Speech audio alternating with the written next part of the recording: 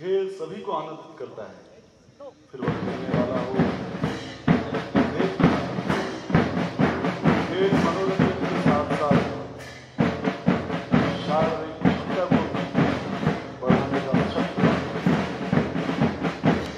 खेल सभी आयु वर्गों को प्रभावित करता है। संघ की शाखाओं को विस्तार देने में खेलों की महती भूमिका रही है। हम शाखाओं में विभिन्न खेलों के माध्यम से गुणों का विकास करते हैं। जहां खेल संघर्ष, साहस, विजय की इच्छा सिखाता है, वहीं संवेदना, सहयोग की भावना को भी विकसित करता है। खेल कमांडो दौड़, कमांडो मूव, खिलाड़ी के मन में बड़ी बड़ी बाधाओं को पार करने का साहस। गोपुरम भारतीय समाज की एकता अखंडता को प्रदर्शित करता है।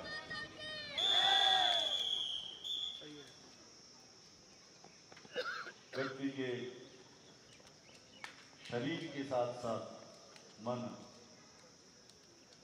बुद्धि के विकास में भी खेल का बहुत महत्वपूर्ण योगदान है।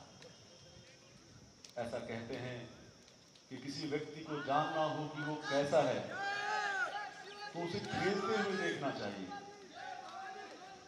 खेल ही व्यक्ति के चरित्र का सही परिचय कराता है और खेलों के माध्यम से ही व्यक्ति में सहज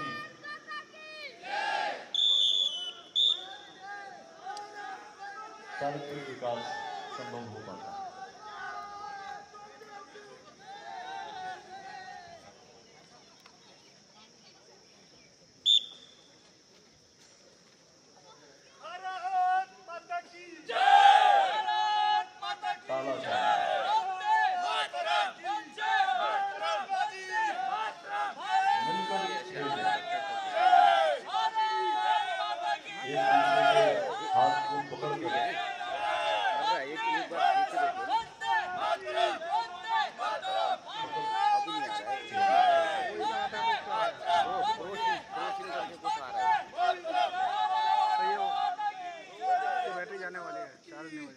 चार्ज नहीं होता।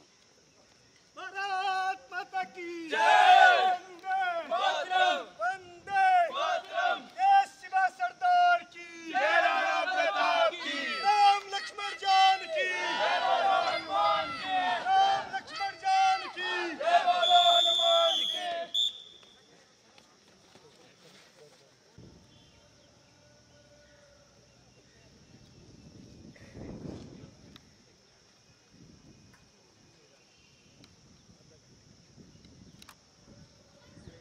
पिरामिड सभी स्वयं मिलकर पिरामिड की कलाकृति का निर्माण करते हैं। सामूहिकता, सामूहिकता, सहयोग की भावना को प्रदर्शित करता है। वास्तव में भारत की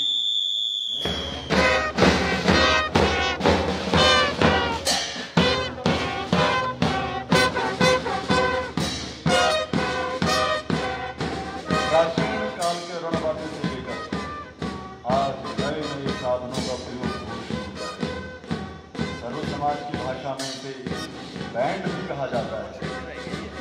सशस्त्र सेनाओं में इनका प्रयोग हमने देखा है। यह जहाँ सामयिकता बढ़ाने का गुण सिखाता है, उत्साहवर्धन में भी बड़ा उपयोगी होता है। संघ में घोष का उपयोग 1926 से हो रहा है। संगीत पर आधारित रचनाओं का ही वादन किया जाता है। इसका एक उदाहरण है 1982 के एशियाड खेलों में युवराज नामक रचना, जिसे भारतीय नौसेना द्वारा उद्घाटन कार्यक्रम में बजाया गया था। प्रस्तुत है उन्हीं रागों पर आधारित रचना है।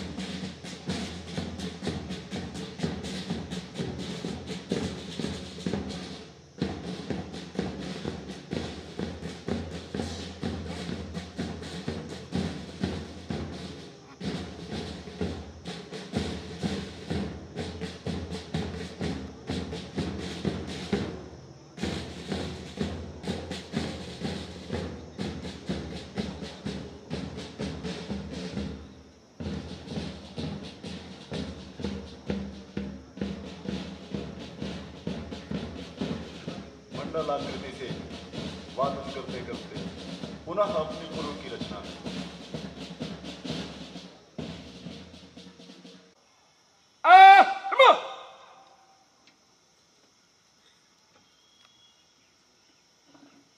सूर्य नमस्कार स्थिति। ध्येय सदा सवितृमंडल मध्यवर्ती नारायण सरसिजासन सन्निविष्टः केयूरवान मकर कुंडलवान किरीटिः हारी हिरण्यमय पुरधृत शंख चक्रः ओम मित्राय नमः।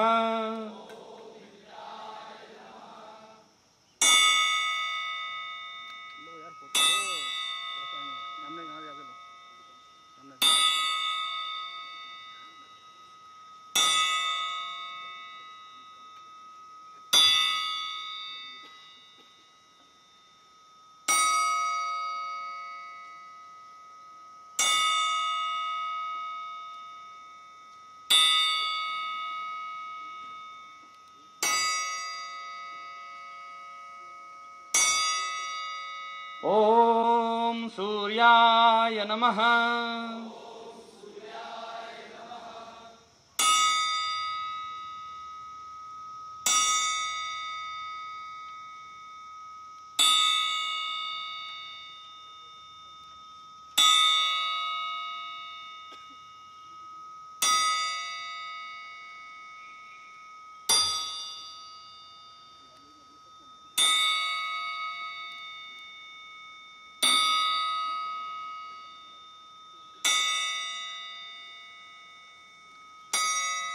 आदित्यस्य नमस्कारान् ये कुर्वन्ति दिने दिने आयुर्प्रज्ञाबलं वीर्यम् तेजस्तेषां च जायते। आरम्भ। 1 2 3 सावधान। व्यायाम योग स्थिति। व्यायाम योग एक बार गुरु। शरीर के स्वरूप को स्वस्थ रखने के लिए व्यायाम किया जाता है, जो कि प्रत्येक व्यक्ति अलग अलग करता है, पर वही व्यायाम योग 2 एक बार गुरु। जब शाखाओं में यही काम मिलकर आता है तो व्यायाम का अलग ही सौंदर्य दिखाई देता है। उसी व्यायाम योग की सामूहिक आपके सामने। व्यायाम योग 3 एक बार गुरु।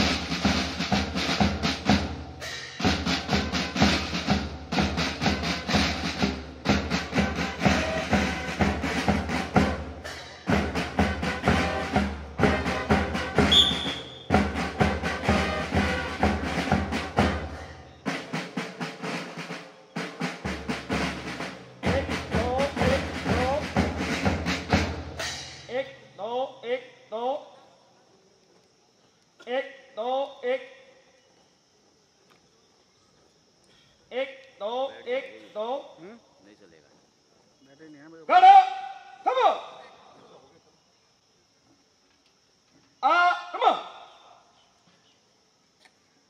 जल ही जीवन वायु जीवन,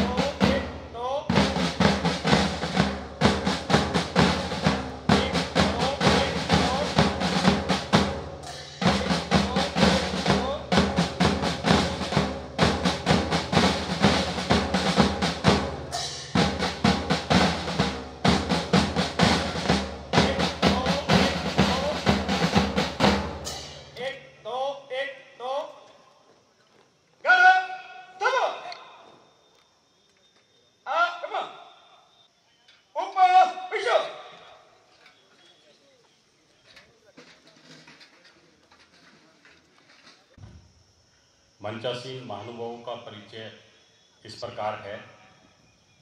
मंच पर सबसे दाईं ओर विराजमान हैं माननीय श्री कुलभूषण आहूजा जी। आप आहूजा सॉल्स के नाम से एक सुप्रसिद्ध उद्योगपति एवं समाज सेवी के रूप में जाने जाते हैं। आप राष्ट्रीय स्वयंसेवक संघ दिल्ली प्रांत के माननीय संघ चालक के रूप में हमारा मार्गदर्शन कर रहे हैं। सभी कार्यकर्ताओं को स्नेह भाव से संभाल करना आपकी विशेषता है।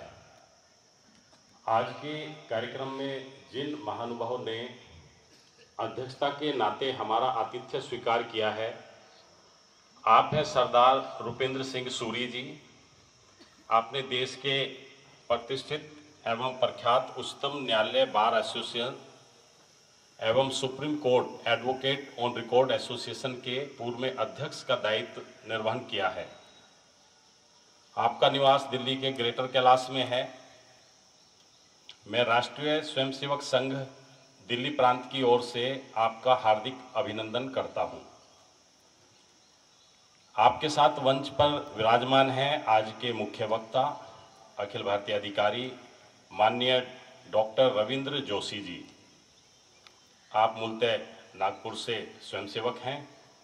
वे नागपुर के कॉलेज में अर्थशास्त्र के विभागाध्यक्ष से सेवा निवृत्ति प्राप्त कर पूर्ण रूप से राष्ट्रीय स्वयंसेवक संघ का कार्य कर रहे हैं। पूर्व में संघ के अनेक दायित्वों का निर्वहन करते हुए आप वर्तमान में अखिल भारतीय कार्यकारिणी सदस्य के रूप में कुटुंब प्रबोधन गतिविधि के अखिल भारतीय सह संयोजक के दायित्व का निर्वहन कर रहे हैं। आज हमें आपका ही उद्बोधन प्राप्त होगा। मंच पर विराजमान हैं मान्यवर श्री ओम प्रकाश जी। आप वित्त मंत्रालय से सेवानिवृत्त हैं। विगत 20 दिनों से इस वर्ग में माननीय वर्ग अधिकारी के नाते हमारे साथ हैं। मैं माननीय वर्ग अधिकारी जी से निवेदन करूंगा कि आज के जो अध्यक्षता कर रहे हैं सरदार रुपिंदर सिंह सूरी जी को तुलसी का पौधा भेंट देकर के सम्मानित करेंगे।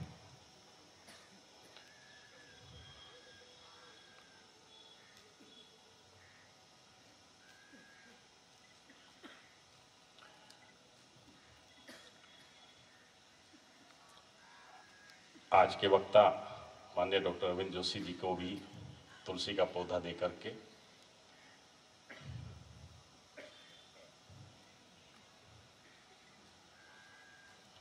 माननीय प्रांत संचालक जी तो अपने घर के ही हैं, पर फिर भी एक तुलसी का पौधा देके हम चाहते हैं इस अवसर पे उनको भी सम्मानित।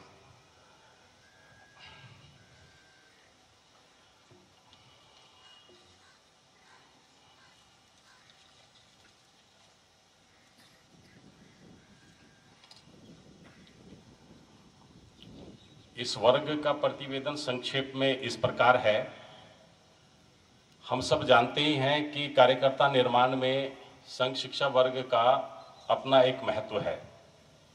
दिल्ली प्रांत का इस वर्ष संघ शिक्षा वर्ग प्रथम वर्ष सामान्य दिनांक 3 जून दोपहर से 24 जून तक संपन्न किया जा रहा है, जिसका आज समापन कार्यक्रम है। इस वर्ग में कुल 219 शिक्षार्थियों ने शिक्षण पूर्ण किया। इसमें पूर्ण समय 35 शिक्षक रहे और 82 स्थायी प्रबंधक का दायित्व इस बार उत्तरी विभाग का रहा। इसके अलावा 8 विभागों के विभाग प्रमुखों ने भी विशेष योगदान पूर्ण समय रहकर यहाँ किया। शिक्षार्थियों ने वर्ग का शुल्क, गणवेश, सभी अन्य अपना स्वयं वहन किया है। हमारी जो दिनचर्या इस वर्ग में रही वो प्रातः 4 बजे जागरण से प्रारंभ होकर रात्रि में 10:15 बजे दीप निमिलन के साथ कार्यक्रम विभिन्न प्रकार के रहे। बौद्धिक विभाग की दृष्टि से कुल 16 चर्चा गट बनाए गए। वर्ग की विशेषता ये रही कि दिल्ली प्रांत ने जो अपना एक मोबाइल एप्लीकेशन उत्कर्ष के नाम से बनाया है, उसी के माध्यम से सभी का पंजीयन किया गया। वर्ग में कुल 81 स्कूल विद्यार्थी, 70 कॉलेज विद्यार्थी, 10 पोस्ट ग्रेजुएट, 3 पीएचडी, प्रोफेशनल्स, 4 अध्यापक, 2 प्रोफेसर, 14 कर्मचारी और 18 व्यवसायी रहे। विभिन्न कार्यक्रम के अंतर्गत शारीरिक विभाग ने सूर्य नमस्कार, जैसा आपने देखा ही है, आसन, दंड युद्ध, सामूहिक समता, व्यायाम आदि और खेल प्रमुख कार्यक्रम रहे। घोष का एक पथक भी यहाँ तैयार किया गया, जिसमें 89 शिक्षार्थियों ने भाग लिया और उसका प्रदर्शन अभी आपने देखा। वर्ग के दौरान ही 21 जून को अंतर्राष्ट्रीय योग दिवस भी यहाँ मनाया गया। बौद्धिक विभाग की अगर बात करें तो वर्ग की थीम जो इस बार थी, परमवीर चक्र विजेताओं को तय किया गया था। उन्हीं परमवीरों के नाम पर आवासों का नामकरण भी किया गया। बौद्धिक कार्यक्रमों में एकात्मता स्रोत, सामूहिक पाठ, चर्चा, संवाद, बौद्धिक पैनल डिस्कशन, विचार प्रकटीकरण, अनेक प्रकार के कार्यक्रम रखे गए। संपर्क विभाग के माध्यम से प्रातः काल दीप प्रज्वलन के लिए समाज के प्रतिष्ठित महानुभावों का सानिध्य भी हमें मिला। इसमें लगभग 16 गणमान्य समाजसेवी बंधु का सानिध्य प्राप्त हुआ। उनके द्वारा वृक्षारोपण भी किया गया। नए प्रयोगों में वर्तमान की चुनौतियों को और समय की आवश्यकता को देखते हुए जो प्रयोग किए गए, उसमें नुक्कड़ नाटक, उपनिषद, गंगा, रामायण, महाभारत की कथाएं, पैनल चर्चा, वाचनालय के अलावा पवित्र ग्रंथों के लिए ग्रंथालय की स्थापना, सामूहिक अध्ययन का अभ्यास, प्रोजेक्ट मेकिंग, ये सब यहाँ कार्यक्रम में सम्मिलित रहा।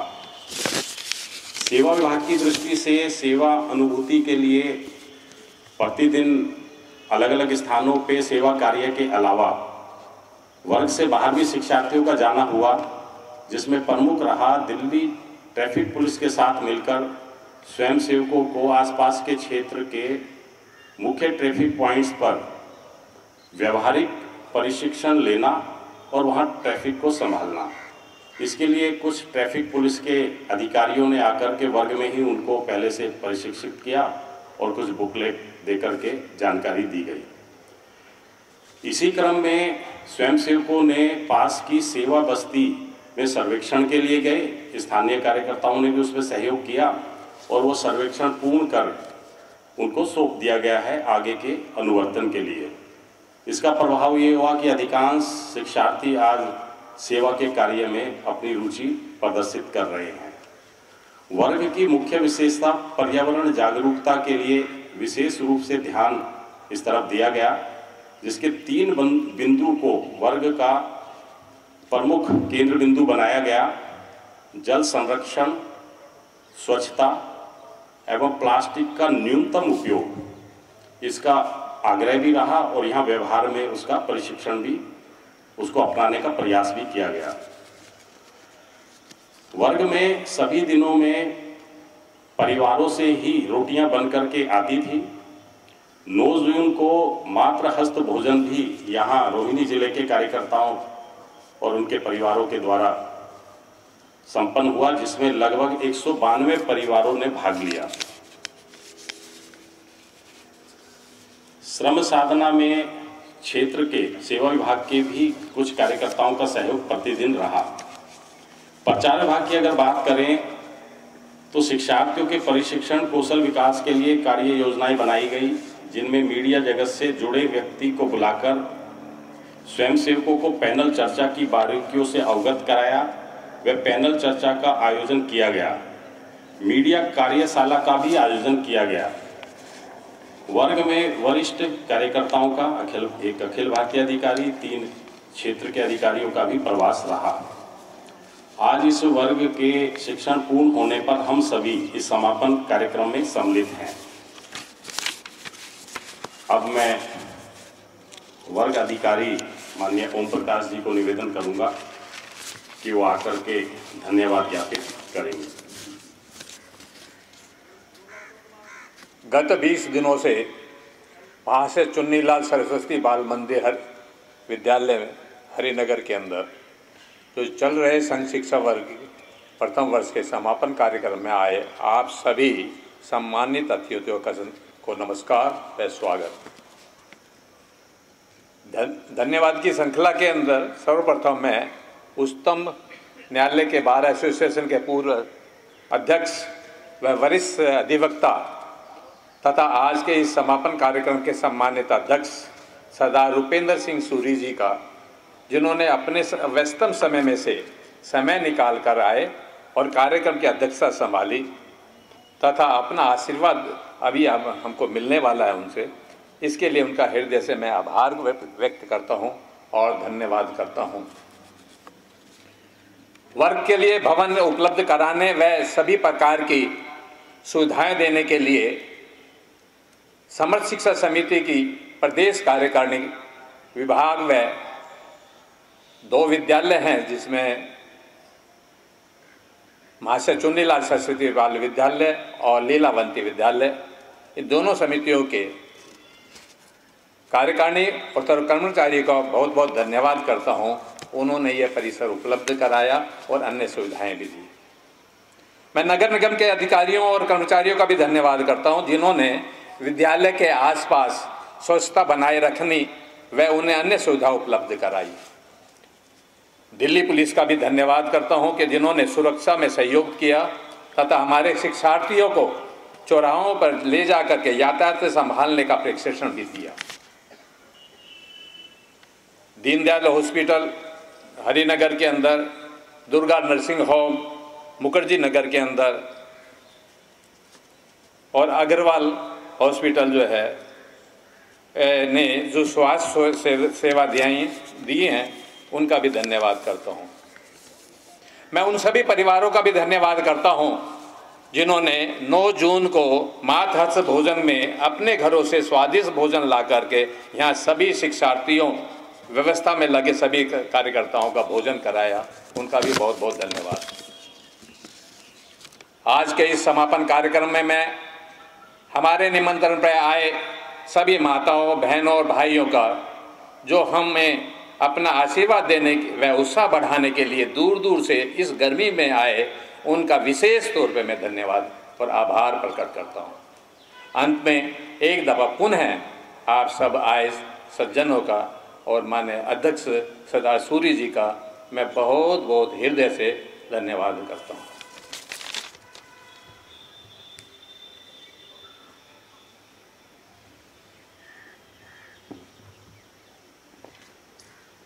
इसी क्रम में आज के कार्यक्रम के अध्यक्ष माननीय सरदार रुपेंद्र सिंह सूरी जी को मैं आमंत्रित करूंगा कि वो अपना अध्यक्षीय उद्बोधन प्रदान करें।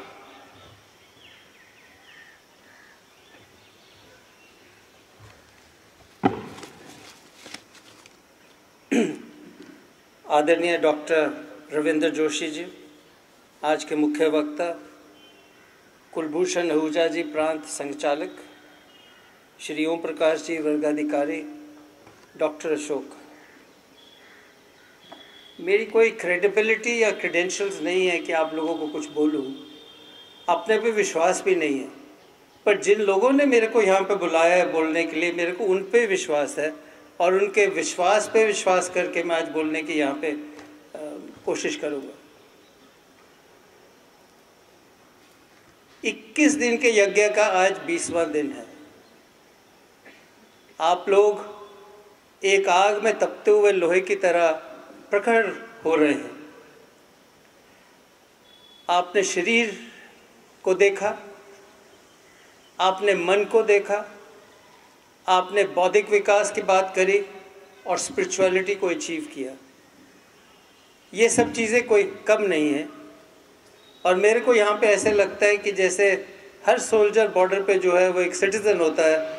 आप सिटीजन्स हो जो कि सोल्जर्स की तरह बिहेव कर रहे हो, और देश का भविष्य कल आपके हाथों में है। दो फिलॉसफीज़ रही हैं। एक रही है कार्ल मार्क्स की, जो कहते हैं कि हर सोच, हर विचार पेट के साथ संबंधित है।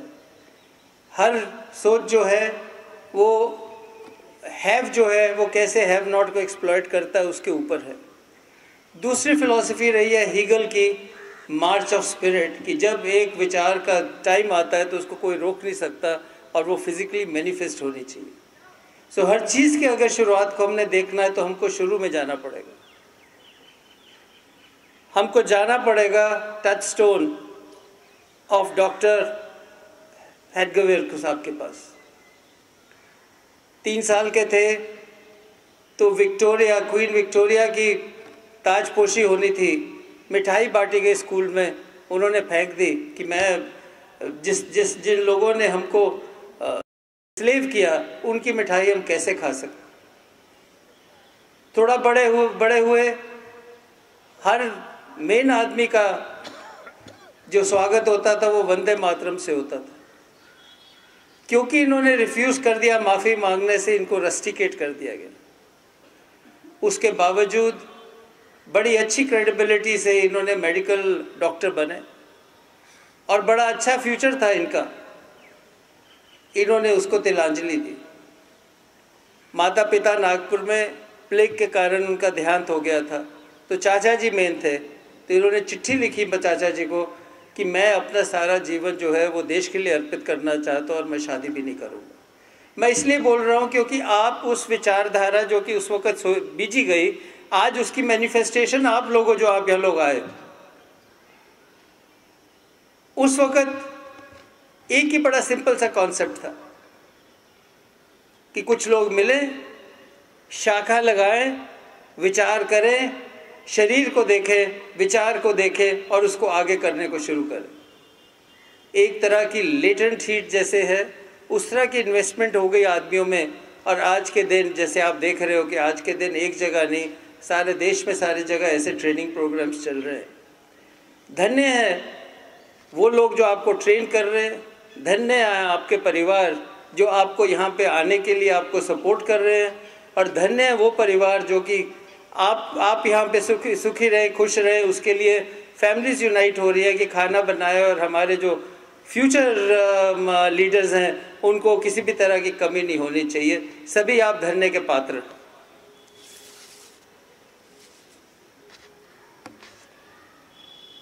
राष्ट्रीय स्वयं Sevak Sangh, so last word जो संघ है वो मोस्ट इम्पॉर्टेंट है कि आप इंडिविजुअली नहीं कर सकते, आपको एज अ ग्रुप करना है।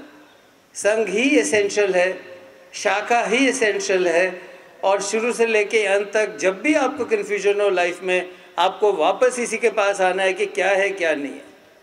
मैं अपने एग्जाम्पल से बोलता हूँ कि कई बार ज़िंदगी में क्रॉस रोड्स आती हैं, फैसला करने में मुश्किल होती है, तो मन में एक ही विचार आता है कि अगर मैं ये करूँगा तो मेरे लेट पिताजी का क्या विचार होता।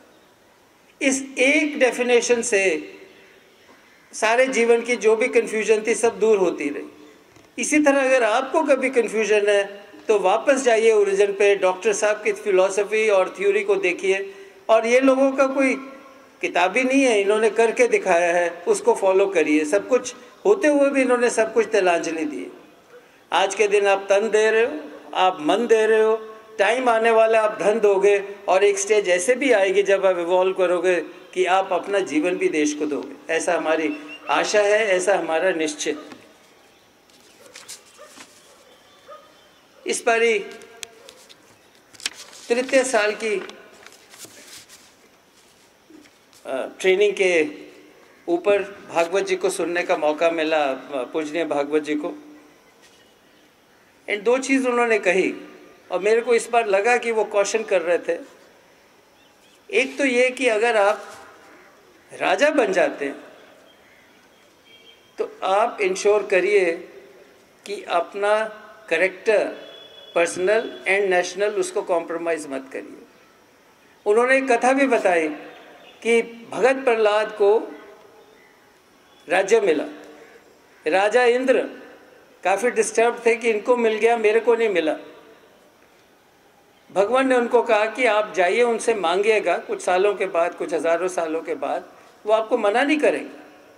राजा इंद्र गए मांगने, तो उन्होंने कहा, ये नहीं कहा कि मेरे को राज्य दीजिए, उन्होंने कहा मेरे को अपना शील दीजिए। शील is the basic core values of a person. Prahlad ji ने शील मांगा, शील उनके बॉडी से निकला, इंद्र जी के पास गया, तो सडनली क्या देखते हैं कि एक और उसमें से स्पिरिट निकल रही है उनकी बॉडी से, वो तेज था। जिसके पास शील है उसके पास तेज है, और थोड़ी देर के बाद, तेज के बाद शक्तिशाली, भवशाली एक और प्रतिबिंब निकला उसमें से। तो प्रश्न ये है कि अगर शील है, कैरेक्टर है, तेज है आपके पास स्ट्रेंथ है, और उसके बाद एक लेडी बाहर आई, वो थी लक्ष्मी। वो बोली कि जहाँ ये तीन चीज़ होंगी मैं तो वही रहूँगी, जहाँ ये तीन चीज़ नहीं तो मैं नहीं रहूँगी। एक चीज़ मांगने से भगवान इंद्र ने, राजा इंद्र ने ये सारी चीज़ों को एक्वायर किया। और भागवत जी का यही अभिप्राय था कि जो अगर गद्दी में आते हो, अगर पावर में आते हो, तो अपने कैरेक्टर को कॉम्प्रोमाइज़ करो, मत करो। आपका आरएसएस का श्री गणेश इसलिए हुआ कि देश जो है दोबारा से कहीं पराधीन ना हो जाए, देश कहीं दोबारा से विभाजित ना हो जाए, और देश में एकता होनी चाहिए, विविधता में एकता होनी चाहिए। ये नहीं कि सब यूनिफॉर्म हो जाए, तो you can't treat unequals as equals, but हर व्यक्ति की यूनिफॉर्मिटी में होना चाहिए, और उसके लिए हमको अपना कैरेक्टर को साथ कॉम्प्रोमाइज़ ना करना चाहिए। ये एक वार्निंग है जो हमको देखना है। दूसरा, उन्होंने कलकत्ता में जो हो रहा है, बंगाल में हो रहा है, ये बोला कि भाई कॉन्स्टिट्यूशनल मीन से ही प्रोटेस्ट करो, इसके और किसी तरीके से मत करो, और कॉन्स्टिट्यूशन ही सुप्रीम है, उसमें हमको ध्यान रखना। इस संदर्भ में मैं बोलना चाहूँगा अंबेडकर साहब की स्पीच 25 नवंबर 1949 को पार्लियामेंट्री कॉन्स्टिट्यूएंट असेंबली में उन्होंने ये स्पीच दी। ये स्पीच दी उन्होंने 2 साल 11 महीने और 17 दिन के स्टडी के बाद, जब कॉन्स्टिट्यूशन प्रेजेंट किया जा रहा था, उस वक्त उन्होंने स्पीच दी, और उन्होंने कुछ बताया कि किन किन चीज़ों का हमको ख्याल रखना पड़ेगा। एक तो उन्होंने कहा कि अगर कॉन्स्टिट्यूशन को काम करने वाले अच्छे नहीं हैं तो अच्छा कॉन्स्टिट्यूशन भी खराब है, और अगर कॉन्स्टिट्यूशन को ठीक काम करने वाले अच्छे लोग हैं तो कॉन्स्टिट्यूशन में कोई दिक्कत नहीं आएगी, कोई कुछ नहीं आएगा। दूसरी चीज़, और ये बड़े महत्व की बात है, will Indians place the country above their creed, और will they place creed above country. ये बहुत इंपॉर्टेंट चीज़ है कि आप अपना धर्म देश के ऊपर रखोगे या अपना देश धर्म के ऊपर रखोगे। इसके ऊपर मनसर करेगा कि अपना देश तरक्की करेगा कि नहीं करेगा। फिर उन्होंने बोला it's quite possible for new born democracy to retain its form but give place to dictatorship. In fact if there is landslide the danger of second possibility becoming actuality is much greater. देखो, अगर बहुत majority से power आती है तो dictatorship का chance बढ़ जाता है। उसमें आप लोगों का बड़ा भारी रोल है एज फिलोसोफर किंग्स, जो कि सोक्रेटिस ने बोला है और एम्बेडेड है इन अरिस्टोटल्स रिपब्लिक के बीच में, कि फिलोसोफर किंग होने चाहिए जो कि देश को कंट्रोल करें, जिनका अपना किसी चीज़ से स्नेह नहीं, कोई उनकी फैमिलीज को कुछ देने का नहीं है, बट वो बिना किसी पर्सनल गेन के उसको देखे। तो you are the conscious to keep the everything in tune. फिर एक बहुत अच्छी चीज़ बोले, that we must follow the constitutional methods of achieving our social and economic objectives. वो बोले कि सिविल डिसोबीडियंस, नॉन कोऑपरेशन और सत्याग्रह अपने टाइम में ठीक थे, आज के दिन उनकी कोई जगह नहीं है, क्योंकि कॉन्स्टिट्यूशनल मीन्स है उसको रिड्रेस करने के लिए। वो उस वक्त थे जबकि व्यक्ति कुछ अपने आप को व्यक्त नहीं कर सकता, तो कोई मीन्स नहीं था। आज के दिन इनको जो करना है उसको फॉलो करो कॉन्स्टिट्यूशनल मीन्स को, नहीं तो ग्रामर ऑफ एनार्की मानी होगी, और sooner they are abandoned the better for us. मैं देश में जगह जगह पे इसी के लिए देख रहा हूँ कि unnecessarily satyagraha, unless civil disobedience, unless non cooperation, जब कॉन्स्टिट्यूएंट मीन्स हैं तो उनको क्यों ना फॉलो किया जाए। इसी संदर्भ में मैं मतलब कलकत्ते का भी मैं इसी में एग्जाम्पल दे रहा हूँ। और एक और क्वेश्चन है, और ये लास्ट क्वेश्चन है। No man can be grateful at the cost of his honour, no woman can be grateful at the cost of her chastity, and no nation can be grateful at the cost of its liberty, and therefore you cannot lay your liberty at the feet of even a great man or to trust him with powers which enable him to subvert their institutions. You have to be true to your liberty.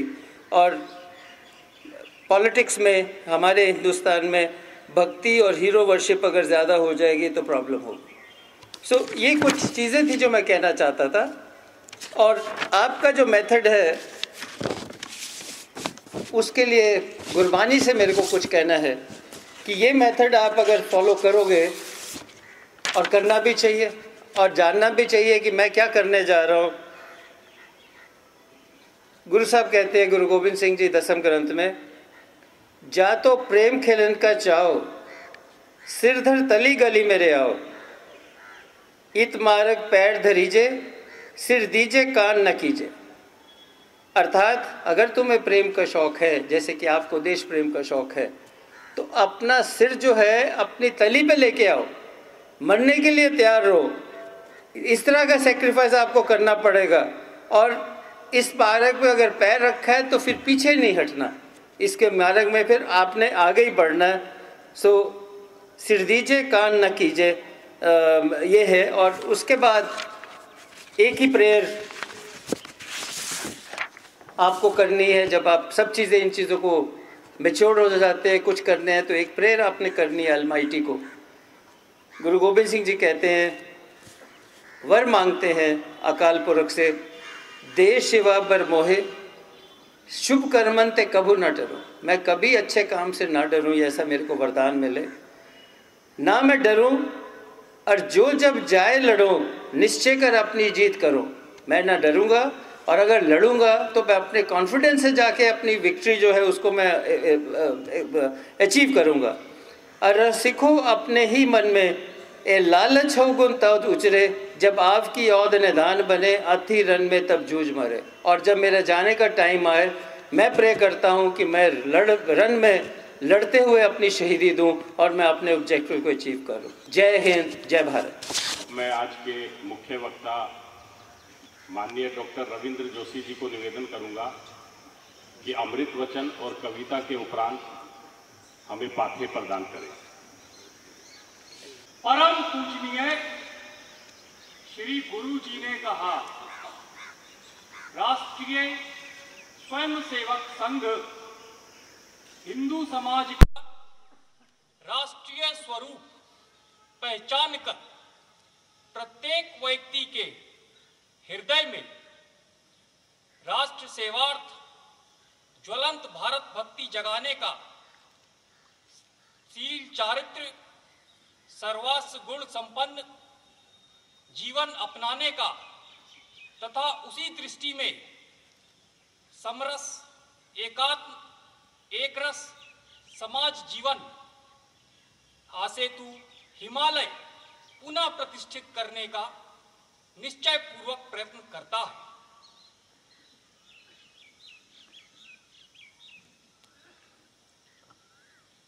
Shri Guruji वर्यः उवाच, हिंदू समाजस्य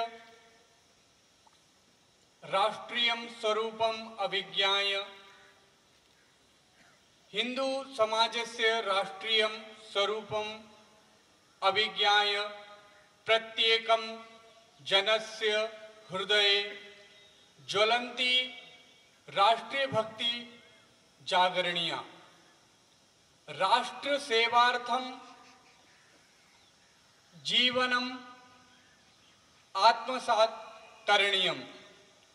एतया दृष्टया एक रसम एकात्म जीवनम आसेतु हिमालयम प्रतिष्ठापनीयम।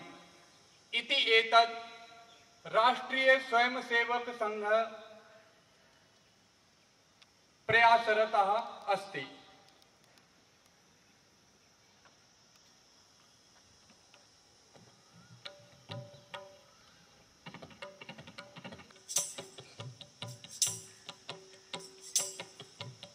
देश से है प्यार तो हर पल ये कहना चाहिए। देश से है प्यार तो हर पल ये कहना चाहिए। मैं रहूं या ना रहूं भारत ये रहना चाहिए। सिलसिला ये बात मेरे यूं ही चलना चाहिए। मैं रहूं या ना रहूं भारत ये रहना चाहिए।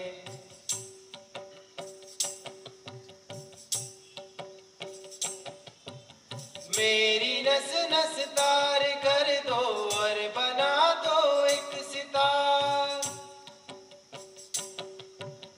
राग भारत मुझ पे छेड़ो झंझनाओ बारे बार। देश से ये प्रेम आंखों से झलकना चाहिए। मैं रहूं या ना रहूं भारत ये रहना चाहिए। सिलसिला ये बात मेरे यूं ही चलना चाहिए। मैं रहूं या ना रहूं भारत ये रहना चाहिए।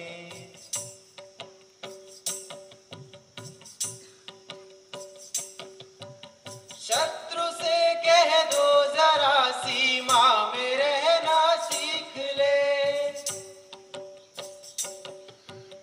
ये मेरा भारत अमर है सत्य कहना सीख ले। भक्ति की इस शक्ति को बढ़कर दिखाना चाहिए। मैं रहूं या ना रहूं भारत ये रहना चाहिए। मुझे सौगंध भारत भूलूं ना एक क्षण तुझे।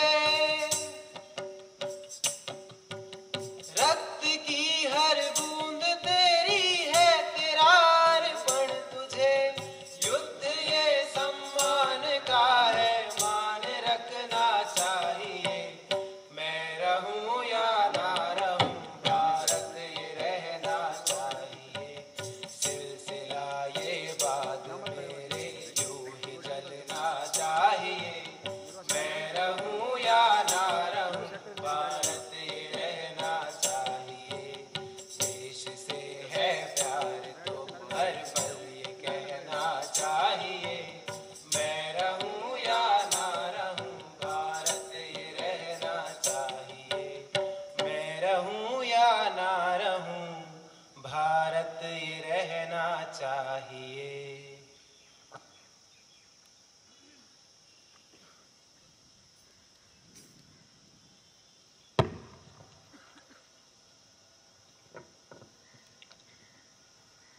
राष्ट्रीय स्वयंसेवक संघ के दिल्ली प्रांत के संघ शिक्षा वर्ग प्रथम वर्ष समापन समारोह में सम्माननीय अध्यक्ष सरदार रुपिंदर सिंह सूरी जी, माननीय प्रांत संघ चालक कुलभूषण आहूजा जी, वर्गाधिकारी ओम प्रकाश जी, उपस्थित नागरिक माता भगिनी, दिल्ली प्रांत से आए हुए स्वयंसेवक बंधु तथा आत्मीय शिक्षार्थी स्वयंसेवक बंधुओं, अपने भारत के ही एक श्रेष्ठ सपूत स्वर्गीय श्यामा प्रसाद मुखर्जी का आज बलिदान दिवस है। 23 जून 1953 को वो सारा भारत एक है, कश्मीर अलग नहीं, वहां दो निशान दो प्रधान नहीं चलेंगे, इस संघर्ष में शहीद हुए। उनके पावन स्मृति को अभिवादन करते हुए हम सामूहिक कुछ चिंतन करेंगे। हम सबको यह भी पता है कि भारत रत्न डॉक्टर बाबा साहब आम्बेडकर भी शेख का यह जो विचार था अलगाववाद का, उसके खिलाफ थे, विरुद्ध थे। अभी अभी हमने अपने आज के कार्यक्रम के सम्माननीय अध्यक्ष महोदय का बड़ा ही सुंदर और इतने कम समय में संघ को उत्कृष्ट रीति से प्रस्तुति मैंने तो मेरे जीवन में पहली बार सुनी। और मेरा काम बहुत ही हल्का कर दिया उन्होंने। मैंने कुछ बिंदुओं पर बोलने का सोचा था, वो भी आपको बहुत सरल और स्पष्ट भाषा में आपके हृदय तक उनके तेजस्वी वाणी से वो सारे विचार पहुंच गए हैं। तो मेरे लिए तो काम बहुत आसान हो गया है।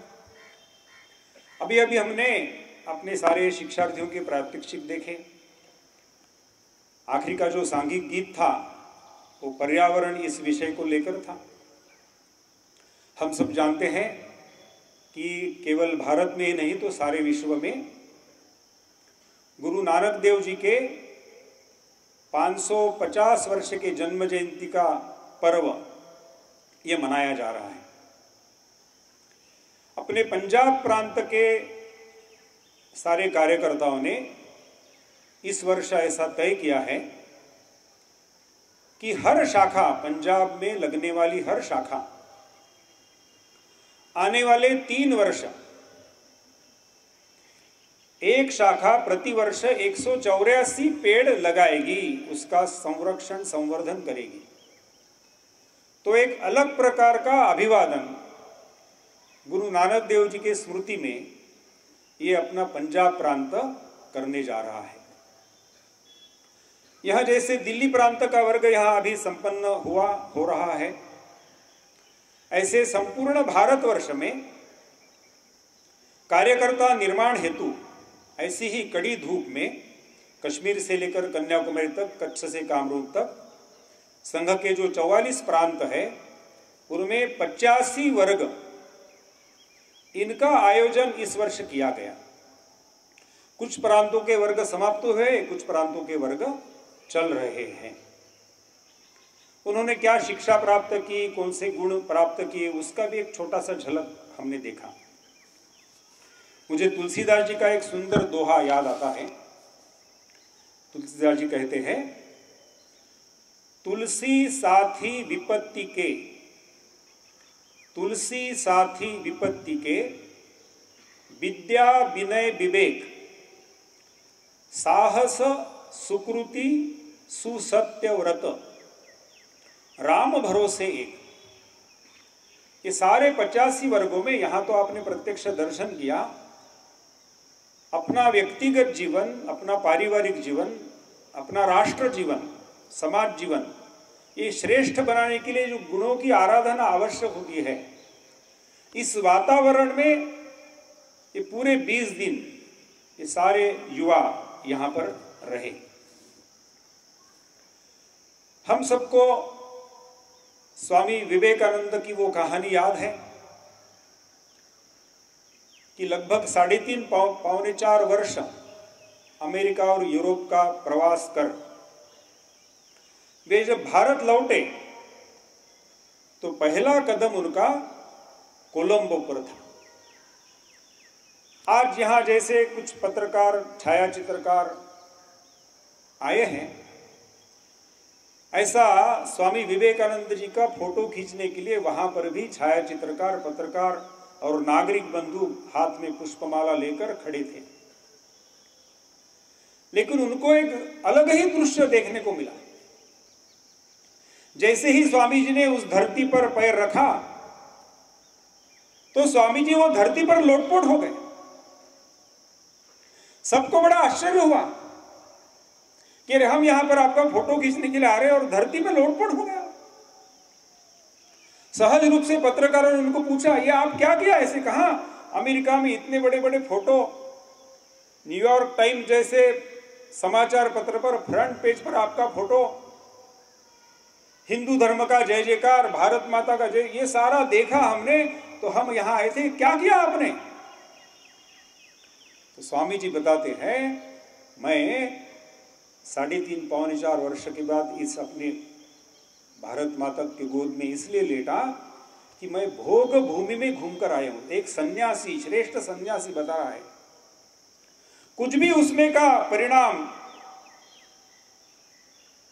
कलमिश होगा तो उसको पवित्र पावन, फिर से मेरे बदन को, मेरे शरीर को, मेरे मन को, बुद्धि को पवित्र करने का शक्ति इस भारत माता के कण कण में है। ये मेरी श्रद्धा है और इसलिए महीने पहले इस पवित्रता के लिए भारत मां के गोद में गया। हम सबको महादेवी वर्मा जी, इनका एक सुंदर पुस्तक है भारतीय संस्कृति के स्वर, वो अभी अभी मेरे पढ़ने में आया। उसमें उनके बहुत सुंदर सुंदर आलेख है।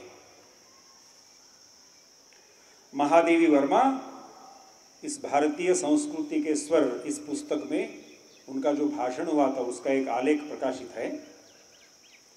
इसमें वो लिखती है, मैं समझती हूं कि भारत के विद्यार्थी के पास इस युग को उत्तर देने के लिए, इस युग की चुनौती को स्वीकार करने के लिए बहुत बड़ी शक्ति है।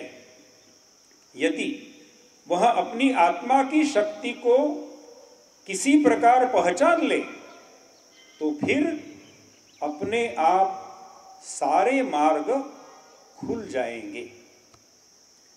इसी पुस्तक में उन्होंने एक अपना अनुभव लिखा है। हम जैसे यहाँ पर अभी एक विद्यालय के प्रांगण में कार्यक्रम संपन्न कर रहे हैं, ऐसे ही एक विद्यालय में महादेवी वर्मा को अतिथि के रूप में निमंत्रित किया।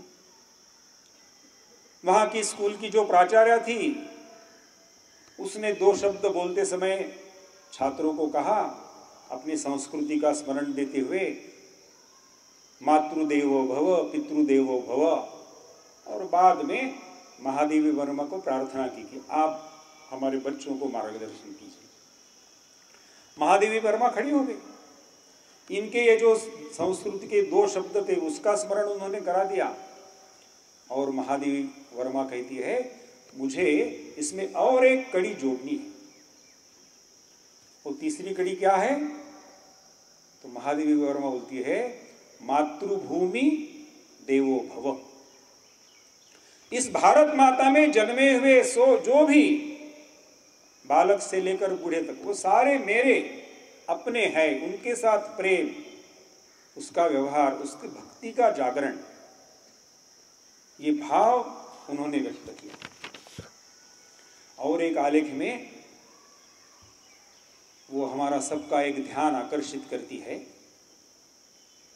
महादेवी कहती है, यदि आप चाहते हैं कि इस सुंदर देश को, इस महान संस्कृति को आप सुरक्षित रखें, आपको देखकर कोई कहे कि यह भारतीय है, कोई माने कि जीवन के मूल्य इसके पास है, तो आप बहुत बड़ा कार्य करेंगे। इतना सुंदर विश्वास अपने भारत की श्रेष्ठ साहित्यिक महादेवी वर्मा ने अपने विचारों द्वारा व्यक्त किया। अब हम सब बड़े भाग्यशाली हैं कि संपूर्ण देश इस आत्मविश्वास की अनुभूति ले रहा है। अभी अभी अपने माननीय अध्यक्ष महोदय जी ने, सरदार रुपिंदर सिंह सूरी जी ने परम पूजनीय सरसंघ चालक भागवत जी के समापन भाषण का संकेत किया। उस समापन समारोह में परम पूजनीय सरसंघ चालक जी का जो भारत में वर्षभर भ्रमण होता है, उसमें से कुछ बंधुओं को वहां पर निमंत्रित किया जाता है। ऐसे ही आंध्र के करोड़ों में खेलने वाले बहुत बड़े उद्योजक, इंडस्ट्रियलिस्ट, उनको इस वर्ग में बुलाया गया। तो एक दिन पूरा रहे, तेलंगाना और आंध्र के ऐसे शिक्षार्थियों के साथ गपशप के लिए बैठे। उन्होंने हर एक का परिचय करा लिया। कोई बता रहा था मैं डॉक्टर हूं, मैं इंजीनियर हूं, मैं प्रोफेसर हूं, मैं एडवोकेट हूं। ऐसा क्रम चलते चलते इन सब के बीच में बैठा हुआ एक युवक, वो अपना परिचय मुस्कुराता हुए कर देता है, मैं ऑटो रिक्शा का चालक हूं। ये एकदम रुक गए और सीधा उसी के साथ संवाद उन्होंने शुरू कर दिया। उन्होंने कहा, आपको यहां आने की इच्छा कैसे हुई? तो वो व्यवसाय से ऑटो चालक, अपना तृतीय वर्ष का शिक्षार्थी, वो उत्तर देता है कि मैं मेरे इच्छा से नहीं आया, भगवान की कृपा हुई इसलिए मैं यहां आया हूं। तो इनको और आश्चर्य लगा कि समाज में हम ये ऊंच नीचता के कितने भाव और कितने सारे दृश्य देखते हैं, और यहां इन सारे वकील, डॉक्टर, इंजीनियर, प्रोफेसर के साथ बैठा हुआ पूरा जैसे सारे एक ही बंधु के, एक परिवार के लोग हैं, इस तरह ये बैठते हैं, बोलते हैं, ये कैसे हो पाया, संभव हो पाया?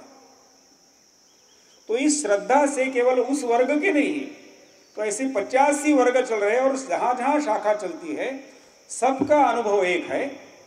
यहाँ जैसे एक शाह संपत, ऐसी आज्ञा हो गई कि कोई कौन जाति का है, भाषा का देखता नहीं, सब भोजन साथ करते हैं, कमरे में साथ रहते हैं। यहाँ कोई मयूर विहार का है, उसका मैंने भी सारे शिक्षार्थियों से 2 दिन परिचय करा लिया। उनको पूछा, आप यहाँ आकर जब अब 24 तारीख को कल घर जाएंगे तो घर बताने लायक आपके पास क्या है? 20 दिन यहाँ पर रहे आप। तो वो बताते हैं, जैसे डॉक्टर राम मनोहर लोहिया जी ने अपने एक आलेख में छोटा सा प्रश्न पूछा था कि प्रभु रामचंद्र अयोध्या से जब वन में गए तो वो कितने लोग थे, और जब वापिस अयोध्या आए तब कितने थे? उनकी मित्र की सूची कितनी लंबी हो गई थी। तो यहां आए हुए शिक्षार्थियों ने वही अनुभूति हमको दी। वो मयूर विहार के बोल रहे थे, हम ना बुराड़ी वालों को जानते थे, ना करोल बाग वालों को जानते थे, ना रामकृष्णपुरम वालों को जानते थे। हम आए थे अकेले, हम आए थे 2, आज 119, 219 मिलकर जा रहे, सारे मित्र होकर जा रहे हैं। इस प्रकार की सहज रूप से प्रेम, आत्मीयता, इस साथ में रहकर यहां सबको मिलती रहती है। हमने स्वामी विवेकानंद को याद किया तो सहज रूप से मुझे भगिनी निवेदिता की भी याद आ रही है। भगिनी निवेदिता पश्चिम बंगाल के मेदिनीपुर में ऐसे ही युवाओं के सम्मेलन में भाषण देने के लिए उसको आमंत्रित किया था अतिथि के रूप में। वहां वो गई। वहां जैसे ही जाते वो सभा तक पहुंची तो वहां के युवकों ने उसका स्वागत hip hip hurray, hip hip hurray ऐसी घोषणा देकर किया। तो निवेदिता ने उनको वहीं पर चुप कर दिया और उसका ओरिजिनल अंग्रेजी, मैंने जो एक अभी अभी भगिनी निवेदिता के भी 150वीं जयंती का पर्व सारे विश्व ने मनाया, उस निमित्त एक सुंदर किताब कोलकाता से ही शारदा मठ से प्रकाशित हुई है, द डिवाइन लीगेसी। उसमें ये सारा मेरे को पढ़ने को मिला। भगिनी निवेदिता लिखती है, वहां जो उसने बोला है, have you become so hybrid that you your approval in foreign slogans। इन्हें आप एक कैसे बन गए, अपनी संस्कृति को भूल गए, बाहर के विदेश के विचारों का इतना प्रभाव आपके ऊपर कि आपके कार्यक्रम में कोई अतिथि आता है तो उसका स्वागत भी आप विदेश के घोषणाओं से करते हैं। और वहां से वो सभा के मंच से बोलती है निवेदिता का पूरी जीवनी पढ़नी चाहिए, हर घर में उसकी जीवनी की किताब रहनी चाहिए। वहां से युवकों को आह्वान करती है, रिपीट आफ्टर मी, सबसे 3 बार कहलवा लेती है, वाहे गुरु जी की फतेह, वाहे गुरु जी की फतेह, वाहे गुरु जी की फतेह। स्वामी विवेकानंद का बड़ा प्रिय ऐसी ये घोषणा थी। स्वामी विवेकानंद ने उस समय कहा था, 125 वर्ष पूर्व कहा था, इस राष्ट्र को यदि फिर से खड़ा होना है, अपने पैरों पर, इस विश्व को फिर से विश्वगुरु बनना है, तो यहाँ के युवकों ने अपने आंखों के सामने आदर्श के रूप में गुरु गोविंद सिंह को रखना चाहिए। अपना राष्ट्र, ये राष्ट्र है कि नहीं है, इसकी भी चर्चा बहुत बार चलती रहती है। विश्व का सबसे प्राचीन राष्ट्र, ऐसी इसकी स्थिति है, लेकिन बीच के कालखंड में जो सारे आक्रमण हुए, उसमें जो हमारे दिमाग पर, मन पर धूल चढ़ गई, उसके कारण हम अपनी ही पहचान भूल गए। और इस बात की ओर भी, जिसका जन्म आयरलैंड में हुआ, विवेकानंद के विचार से, व्यक्तित्व से प्रभावित हो गई और संपूर्ण जीवन इस राष्ट्र को जिसने समर्पित कर दिया, ऐसी भगिनी निवेदिता हमको अपने संस्कृति की याद दिलाती है। वो कहती है, इस भारत के केदारनाथ के प्रति जो आस्था, जो श्रद्धा, जो आदर उत्तर भारत के लोगों के मन में है, उतना ही आदर दक्षिण भारत के लोगों के मन में है। जो आदर रामेश्वर के प्रति दक्षिण भारत के लोगों के मन में है, उतना ही आदर, आस्था, आत्मीयता ये उत्तर भारत के लोगों के मन में भी है। और उसका जो ओरिजिनल वाक्य है, वो मैं आपको पढ़ के बताता हूं। निवेदिता कहती है, our first struggle is for realisation and effective realisation of our own unity. हमारी जो सहज स्वाभाविक एकता है, उसकी अनुभूति करना, यह हमारी पहली लड़ाई है। अभी अभी सम्माननीय सरदार रुपिंदर सिंह जी ने हमको सबको संघ संस्थापक परम पूजनीय डॉक्टर हेडगेवार जी के जीवनी के प्रसंग बताए। उन्होंने अपने जीवन में बस यही बात, संघ के माध्यम से संघ को और कुछ करना नहीं, इस राष्ट्र में रहने वाले हर हिंदू के राष्ट्रीय चेतना को जागरूक करना, उसको उसकी याद दिला देना, तो सारी बातें अपने आप ठीक हो जाएंगी। ये पूजनीय डॉक्टर जी की इच्छा थी। आज लगभग संघ अपनी 1925 की स्थापना के बाद 93 वर्ष की यात्रा पूरी कर चुका है और उसके कुछ कुछ अनुभव हमको आ रहे हैं। ये इतना बड़ा काम होने के बाद भी, जैसे सरदार रुपिंदर सिंह जी ने अपनी वेदना व्यक्त की कि इस देश की समस्याएं, ये यहाँ पर संविधान है, उस संविधान को मानकर उसके माध्यम से हमने छुड़ाने का प्रयास करना चाहिए। हम गुलाम थे, उस समय का आंदोलन का स्वरूप भिन्न है, हम स्वतंत्र हो गए। तो केवल विचार की भ्रांति के कारण ये सारा हो रहा है, ऐसी संघ की मान्यता है।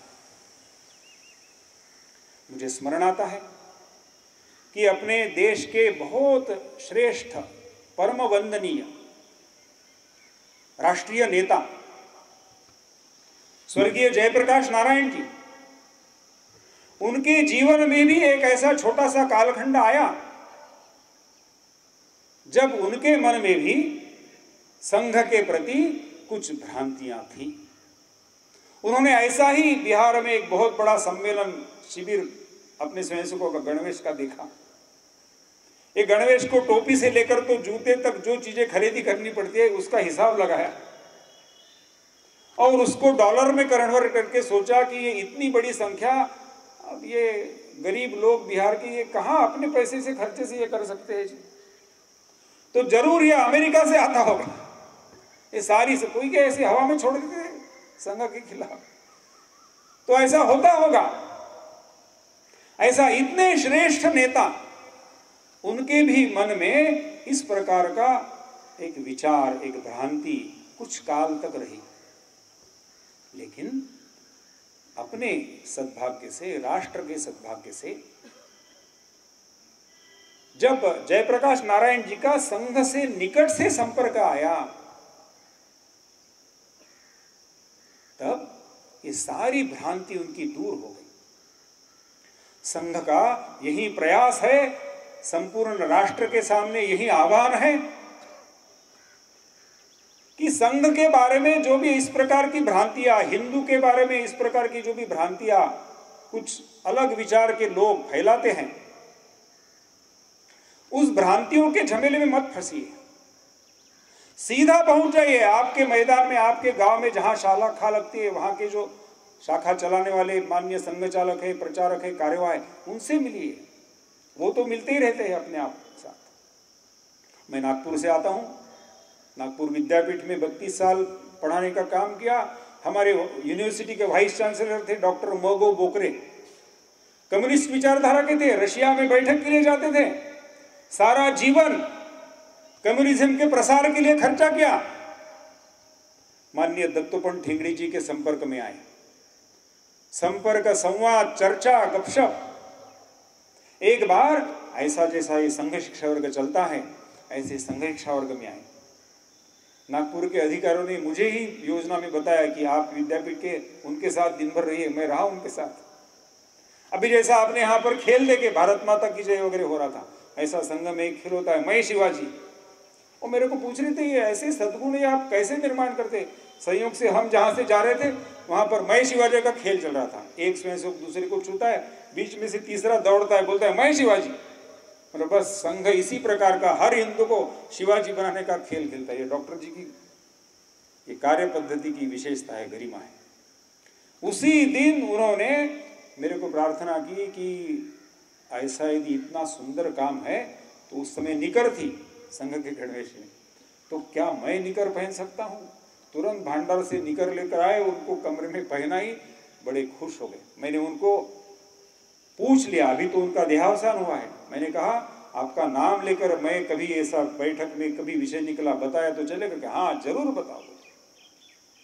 तो हमारी ये विनम्र प्रार्थना है कि ये जो सारा हमको द्वंद्व दिखाई, ये कॉस्मोस है जी, केओस नहीं है। केओस हम खड़ा करते हैं। किसी भी राष्ट्र में अपने जन्मे हुए किसी भी प्रांत के हो गए संत सत्पुरुष है, वो यही बताए थे कि ये विश्व को चलाने वाली एक शक्ति है, उसके साथ जुड़ जाओ। अभी अभी एक सुंदर किताब मेरे पढ़ने में आई। किताब का नाम है the family and the nation, और लेखक कौन है? पूज्य जैन मुनि आचार्य महाप्रज्ञ जी और भारत के सम्माननीय जो राष्ट्रपति पद पर थे डॉक्टर एपीजे अब्दुल कलाम, यहीं पर अपने नोएडा का हार्पर कॉलिंस ने उस पुस्तक को प्रकाशित किया है। दोनों बैठे हैं, आपस में गपशप कर रहे हैं। आचार्य महाप्रज्ञ जी डॉक्टर कलाम साहब को पूछ रहे हैं, मैं साधु हूं, आप ब्रह्मचारी हैं, ये परिवार कैसे विकसित होता है, ये आपको कैसे समझ में आया? डॉक्टर कलाम साहब बताते हैं, मुनि जी मैं अभी अभी मेरठ होकर आ रहा हूं। मेरठ में 3 पीढ़ियां साथ रहने वाली ऐसे सीधा परिवार में मैं गया। वहां पर एक भजन कीर्तन चल रहा था, उस कीर्तन में मैं सम्मिलित हुआ। भगवान का बड़ा सुंदर गुणगान गा रहे थे, परिवार के लोग थे, आजू बाजू के लोग थे, और सभी बड़े हर्षोल्लास के साथ भगवान का नाम ले रहे थे। मुझे भी बड़ा आनंद आया। अब्दुल कलाम जी इतनी बात कहकर रुक गए। फिर से आचार्य महाप्रज्ञ जी उनको पूछ रहे, वो जाकर आपने सीखा क्या?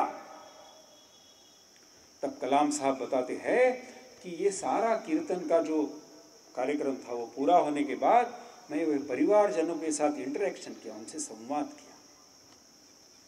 तब मुझे ये परिवार की सारी जो विकसित होने की जीवन मूल्य वहां पर कैसे हो, ये समझ में आया। तो क्या हुआ बोले, तो बोले जो बगीचा में पेड़ को पौधे को पानी देता था उसको मैंने पूछा तो वो बताता है, भाई साहब मैं इस फूल के पौधे को खाद और पानी इसलिए देता हूं कि इसमें उगने वाला फूल भगवान को चढ़ता है।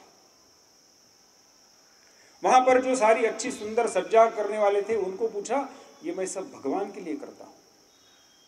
जो संगीत में भजन गा रहे थे उनको पूछा, सब बता रहे थे मैं भगवान के लिए करता हूं। उस परिवार के मुखिया के साथ मिला, वो मुखिया बोलता है, मेरे परिवार के मेरे सामने बैठे हुए और आजू बाजू के जो बंधु भगिनी माता यहां पर आए हैं भजन कीर्तन में, उन सब में मैं भगवान का ही रूप देखता हूं। वहां के जो युवक कॉलेज में जाते थे, अपना करियर बनाते थे, उनके साथ मैंने बात की। उन्होंने बताया, हम इस प्रकार के आध्यात्मिक वातावरण वाले परिवार में रहते हैं, ये छोटे छोटे संस्कार हमको मिलते हैं, तो उसके माध्यम से हमारे सारे गुणों का बड़ा सुंदर उत्कर्ष होता है। हमको जीवन में प्राप्त करने का लिए सारी सुख और समाधान बस ये इतनी छोटी सी बात करने से मिल जाता है। कलाम साहब रुक जाते हैं। आचार्य महाप्रज्ञ जी उस पर दो शब्द और बोलते हैं, वो बहुत सुंदर है। आचार्य महाप्रज्ञ जी बोलते हैं, कलाम साहब मेरे को भी बहुत परिवार मिलने के लिए आते हैं। मैं देखता हूं जिन परिवारों में परिवार का सुख ही मेरा सुख, family happiness is my happiness, ये भावना रहती है, वो परिवार सुखी रहते हैं। हम सब अपने इधर उधर देख रहे हैं। आज के सम्माननीय अध्यक्ष भी वकील एडवोकेट के प्रोफेशन से है। दिल्ली से ही मैंने कुछ समाचार लिया था कि डाइवोर्स केसेस का रजिस्ट्रेशन कितना हुआ है, 7.5-8 लाख के ऊपर केसेस पेंडिंग पड़ी है। तो ये समाज की स्थिति, ये अपने धर्म संस्कृति को मानने ऐसी नहीं है। तो फिर क्या करना होगा? अभी कल परसों हमने अंतर्राष्ट्रीय योग दिवस मनाया। 2500 वर्ष पूर्व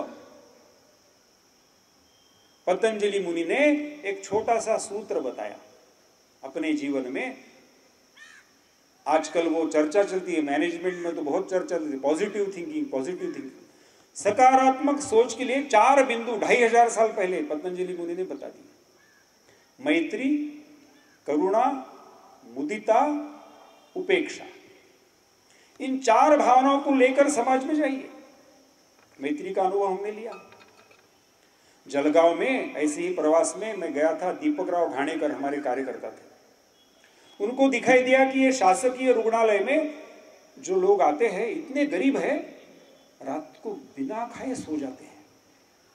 मैं क्या कर सकता हूं इनके लिए? उनको जलगांव जैसे छोटे गांव में एक व्यक्ति मिल गया, भाई साहब मैं 10 रुपए में दाल रोटी बनाकर दे सकता हूं।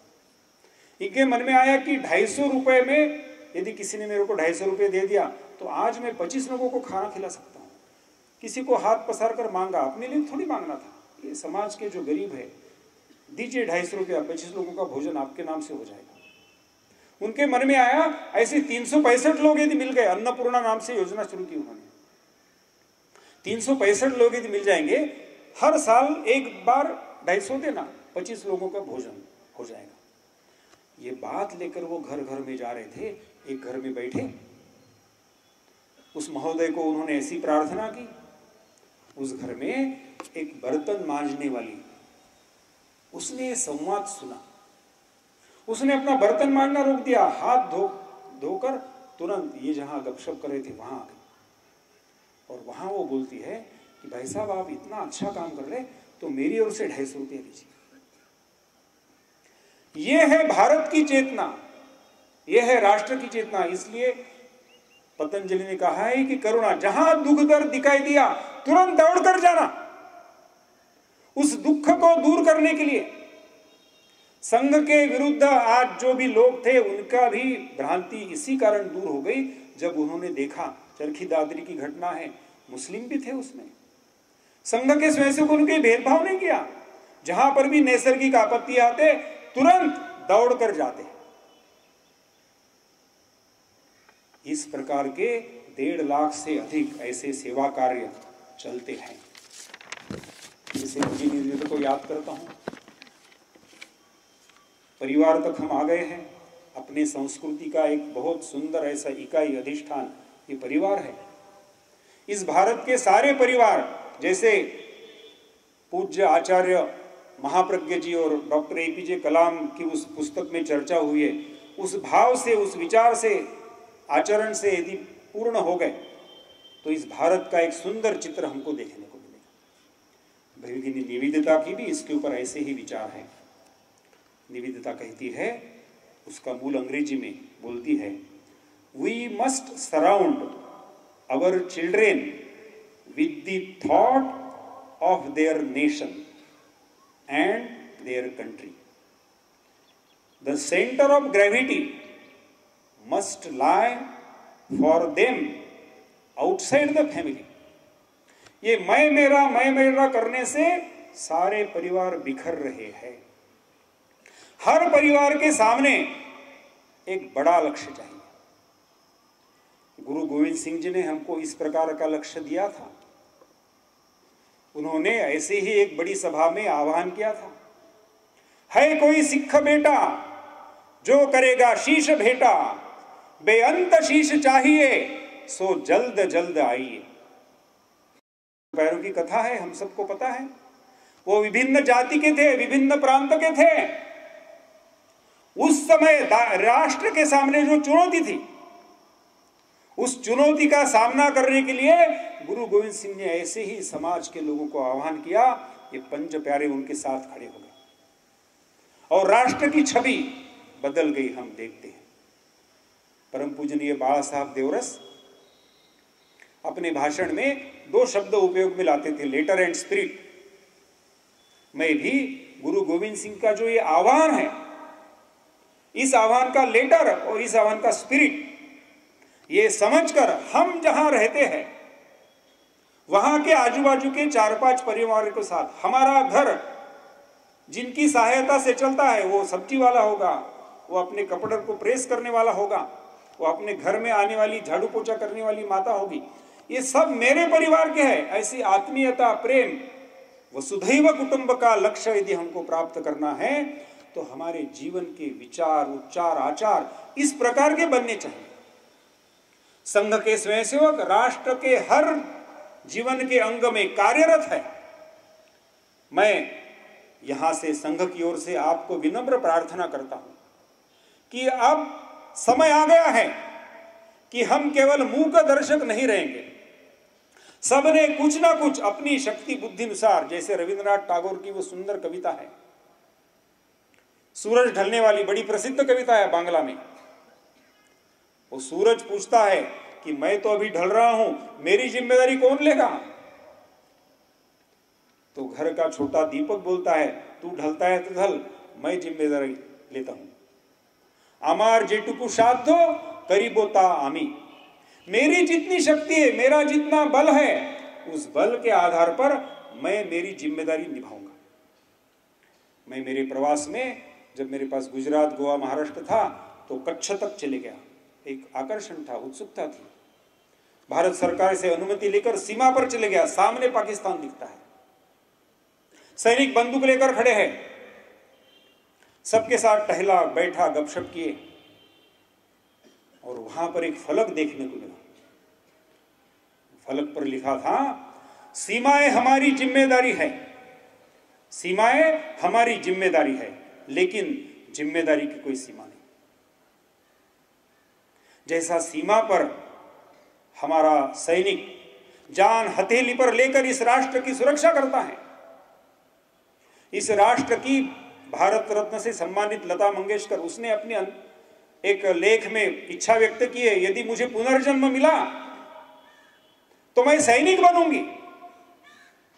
ऐसा ही हम जहां रहते हैं वहां इस राष्ट्र की जो धर्म, संस्कृति और जीवन मूल्य है, उनके आधार पर इस राष्ट्र की सर्वांगीण उन्नति के कार्य में मैं भी मेरे शक्ति अनुसार योगदान दूंगा।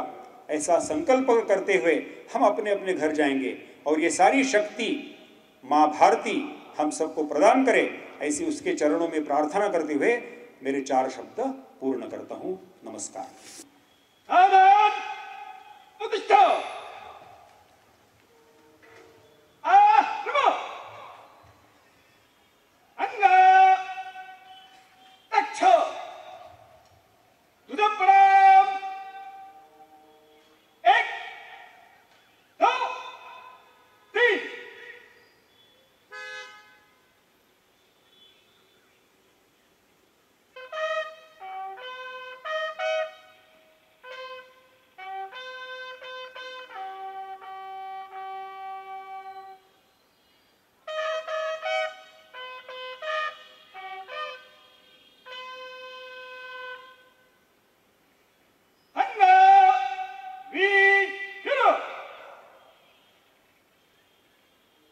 शिक्षा विभाग